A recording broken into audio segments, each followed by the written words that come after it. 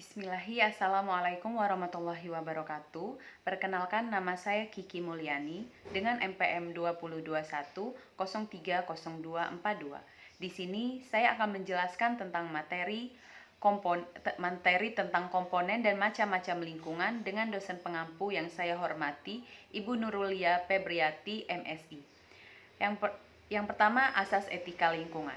Asas keseimbangan, kesatuan ekosistem, serta keterbatasan alam atau daya dukung dan faktor pembatas hingga saat ini masih digunakan oleh para ilmuwan dan praktisi lingkungan untuk menyusun kebijakan dalam mengelola lingkungan.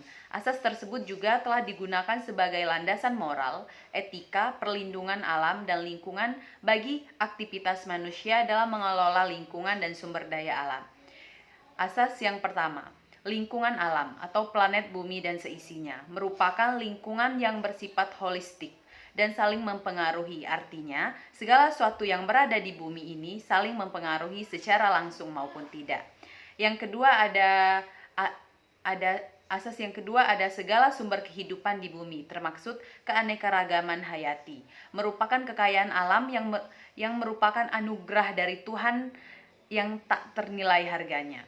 Keanekaragaman hayati harus dipelihara karena merupakan sumber kehidupan dan keberlanjutan ekosistem semua makhluk hidup termaksud manusia. Menjaga keberlanjutan kehidupan dan keanekaragaman hayati pada hakikatnya merupakan upaya untuk mempertahankan berlangsungnya kehidupan di muka bumi ini, termaksud kehidupan manusia, sekaligus merupakan tugas atau kewajiban manusia sebagai makhluk Tuhan yang paling unggul dalam ciptaan maupun kemampuan nalarnya. Dalam asas kedua ini terkandung pula asas kesamaan makhluk biosfer atau biospheric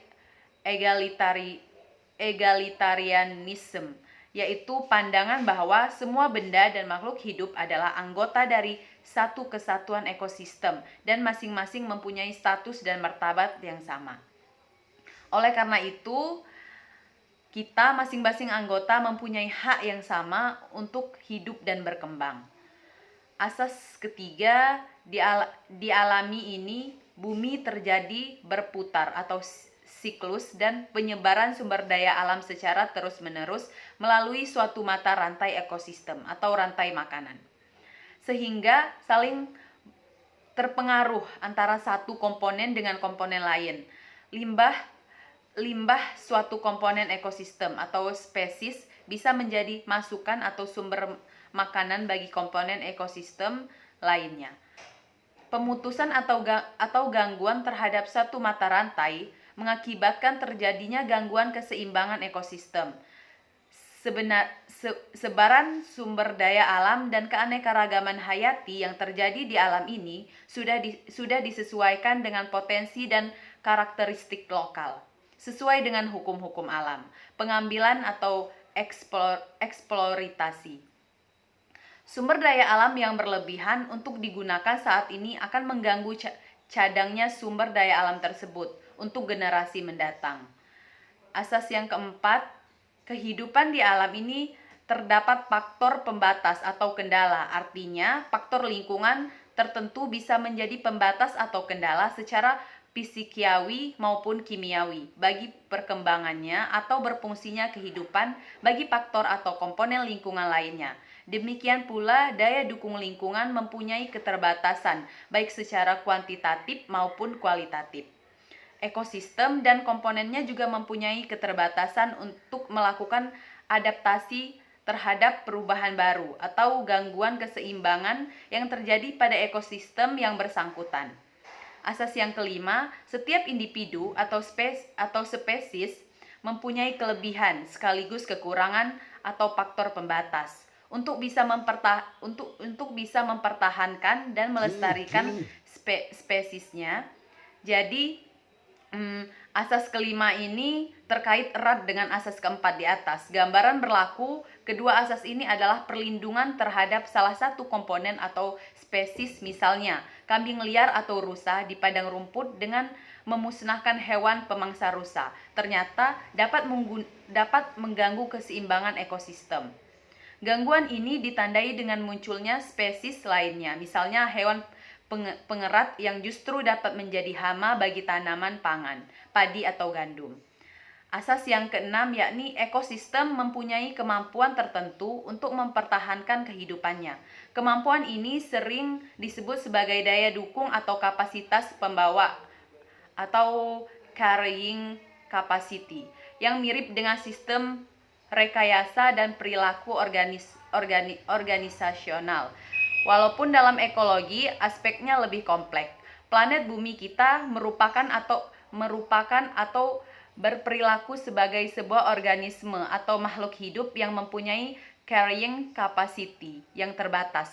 Pelanggaran atau perusakan terhadap salah satu komponen penyusunan planet bumi, misalnya menumpahkan gas CO2 di atmosfer atau hanyutnya lapisan tanah karena erosi atau hutan yang dibakar atau terbakar, dapat mengganggu keseimbangan ekosistem planet bumi.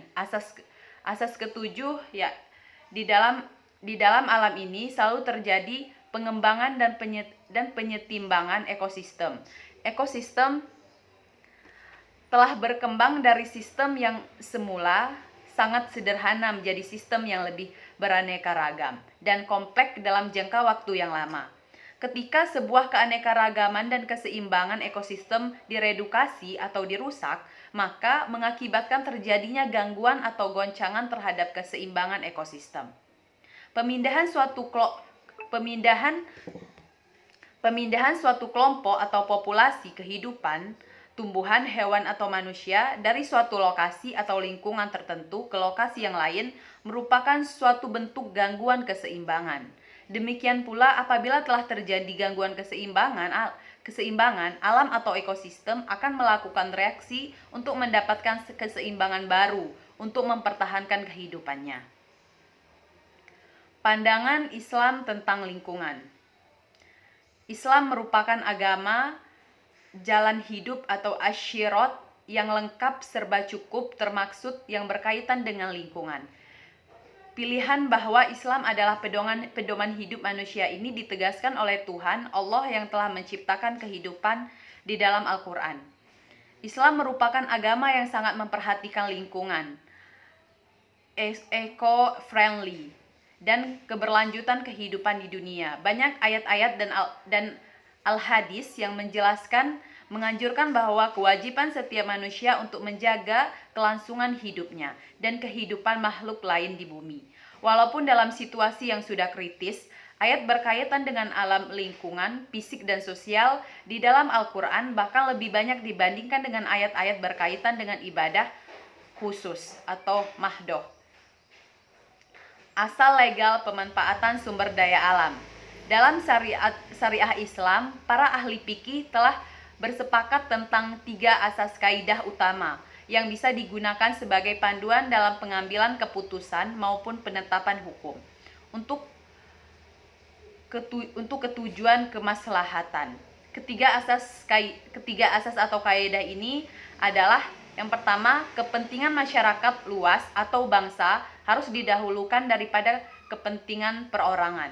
Yang kedua, menghindari atau menghilangkan penderitaan harus didahulukan daripada mencari keuntungan. Yang ketiga, kehilangan atau kerugian yang lebih besar tidak bisa digunakan untuk menghilangkan atau mengurangi kehilangan atau kerugian yang lebih kecil. Dan manfaat yang lebih besar harus didahulukan daripada manfaat yang lebih kecil. Sebaliknya, kehilangan atau kerugian yang lebih kecil dapat digunakan untuk menghindari kerugian yang lebih besar, dan manfaat yang lebih kecil dapat dikeluarkan atau ditinggalkan untuk memperoleh manfaat yang lebih besar. Selanjutnya, berdasarkan atas penjelasan Al-Quran, hadis-hadis Nabi yang berkaitan dengan alam, sumber daya alam dan pemanfaatan dapat dirumuskan jadi 6 asas legal, yakni yang pertama, Tuhan Allah adalah pemilik tunggal alam semesta, termaksud bumi dan seisinya. Manusia hanya mempunyai hak dan memanfaatkan alam dengan segala sumber dayanya semata-mata untuk memenuhi kebutuhan hidup dan keberlangsungan kehidupannya. Pemikiran perorangan atas lahan atau sumber daya alam yang menjadi milik umum atau bersama itu dilarang. Yang kedua, penyalahgunaan hak baik oleh perorangan maupun kelompok dilarang dan akan mendapatkan hukuman. Yang ketiga, terdapat hak pemanfaatan sumber daya alam yang menjadi milik umum dan diatur oleh masyarakat atau negara. Yang keempat, sumber daya alam yang terbatas, ketersediaannya atau langka pemanfaatannya diatur oleh negara. Yang kelima, kesejahteraan atau kemaslahatan umum didahulukan dan dilindungi. Yang keenam, kemanfaatan atas sumber daya alam dilindungi dan kerusakan yang bisa menyebabkan menurunnya nilai manfaat sumber daya alam yang bersangkutan dikurangi atau dihindari. Materi yang selanjutnya yakni asas konservasi alam. Makna konservasi alam. Konservasi adalah upaya yang dilakukan manusia untuk melestarikan atau melindungi alam. Konservasi berasal dari bahasa Inggris conservation yang artinya pelestarian atau perlindungan. Asas pemanfaatan sumber daya alam. Islam mempunyai pandangan bahwa segala makhluk ciptaan Tuhan di alam ini, baik yang diketahui maupun tidak diketahui oleh manusia, mempunyai dua fungsi utama, yakni yang pertama, fungsi keimanan atau tauhid, yang bermakna bahwa segala sesuatu di alam semesta ini adalah ciptaan Tuhan dan merupakan bukti keberadaan, kearifan, kekuasaan, dan kemaharahman dan rohiman Tuhan.